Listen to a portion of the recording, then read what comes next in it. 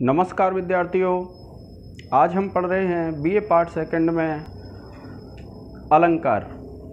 और देखिए, जो अलंकार हैं हमारे सिलेबस में, वे एक ग्रंथ है हमारा विद्यारत्न कांति चंद्र भट्टाचार्य का काव्य दीपिका। तो उस काव्य दीपिका के अनुसार हैं अलंकार, तो आपको उसी के अनुसार अलंकारों को पढ़ना है। तो देखिए, विद्यारत्न कांति चंद्र भट्टाचार्य, विद्यारत्न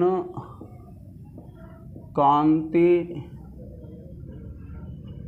चंद्र भट्टाचार्य, इनका एक ग्रंथ है विद्यार्थियों काव्य दीपिका। और ये जो काव्य दीपिका है इसकी अष्टम शिखा है, अष्टम शिखा।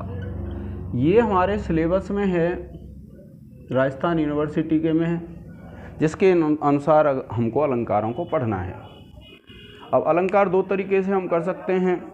या तो ऐसा हो केवल आपके सिलेबस में अलंकार हैं तो आप कोई सा भी लक्षण उदाहरण लिख सकते हैं। और अगर ऐसा है कि आपके सिलेबस में लक्षण ऐसे दे रखा है, मान लो सिलेबस में निर्धारित कर रखा है कि काव्य दीपिका की अष्टम शिखा के अनुसार है, तो फिर आपको उसी के अनुसार लिखने पड़ेंगे। ठीक है विद्यार्थियों। तो देखिए, जो अलंकार होता है, अलंकार जो शब्द होता है, अलंकार का अर्थ होता है आभूषण। क्या कहते हैं? जो आभूषण होते हैं उनको क्या कहते हैं? हम अलंकार कहते हैं विद्यार्थियों। अब देखिए, जो काव्य दीपिका है, काव्य दीपिका में क्या है कि जो विद्यारत्न चंद्र हैं, इन्होंने कांति चंद्र हैं, इन्होंने क्या है कि काव्य के जो लक्षण हैं, जैसे अलंकार है तो अलंकार के लक्षणों को क्या है संग्रहित किया है। तो यहाँ पर इन्होंने जो अलंकार का लक्षण दिया है वह दिया है आचार्य दंडी का। तो देखिए, ये जो आचार्य दंडी हैं, ये आपको लिखना नहीं है, पर मैं आपको बता रहा हूँ। जो दंडी है आप पढ़ते हैं दंडिनः पदलालित्यम। तो आचार्य दंडी का जो काव्य लक्षण है अलंकार का लक्षण है, देखिए ये है काव्य शोभाकरान, काव्य शोभाकरान धर्मान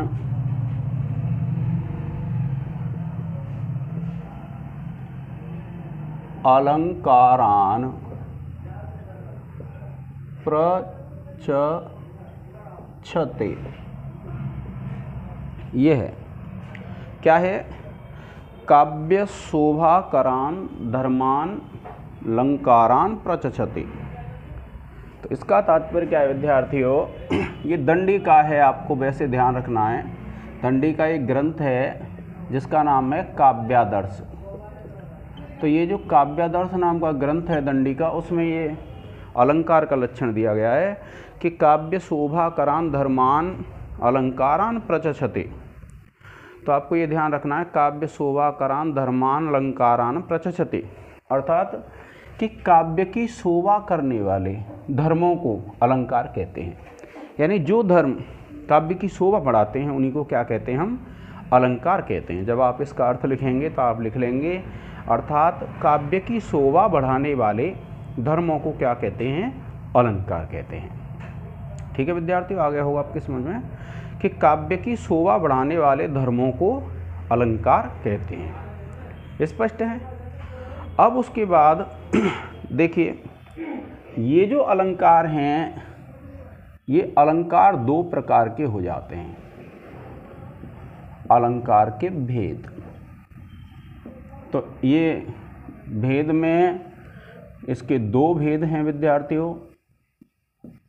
और ये जो दो भेद हैं, इन दो भेदों में पहला तो है शब्दालंकार और दूसरा है अर्थालंकार।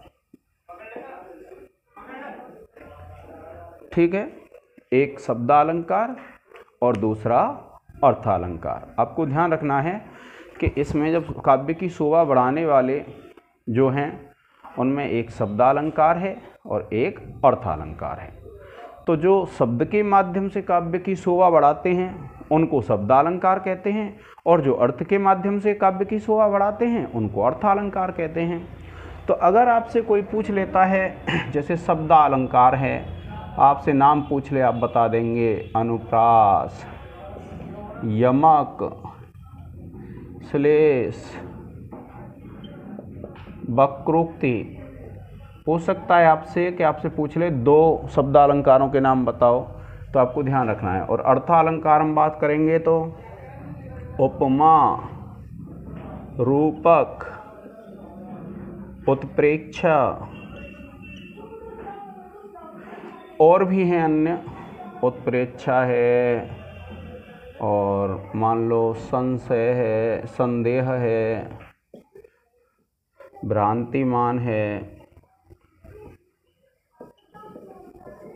दीपक, इनमें से कोई सा भी पूछ ले, दृष्टांत, ये सब विद्यार्थियों अर्थालंकार हैं। अर्थात जो अर्थ के माध्यम से काव्य की शोभा बढ़ाते हैं उनको अर्थालंकार कहते हैं, जो शब्द के माध्यम से काव्य की शोभा बढ़ाते हैं उनको शब्दालंकार कहते हैं। अब यहाँ के आगे हम सबसे पहले जो पढ़ेंगे वह क्या पढ़ेंगे विद्यार्थियों, शब्दालंकारों में सबसे पहला जो अलंकार होगा वह होगा हमारा अनुप्रास अलंकार। इसको हम आगे वाले लेक्चर में पढ़ेंगे विद्यार्थियों। आज के इस लेक्चर में इतना ही। जय हिंद, जय भारत। और सभी विद्यार्थियों को अलंकार का लाभ हो सके, उनके पाठ्यक्रम को पूर्ण किया जा सके, इसलिए यह वीडियो अपने साथियों के पास शेयर कर दें और इस चैनल को सब्सक्राइब कर लें, जिससे जो भी मैं वीडियो डालूं वह आपके पास शीघ्र पहुंच जाए। ठीक है विद्यार्थियों, आज के इस लेक्चर में इतना ही। जय हिंद, जय भारत।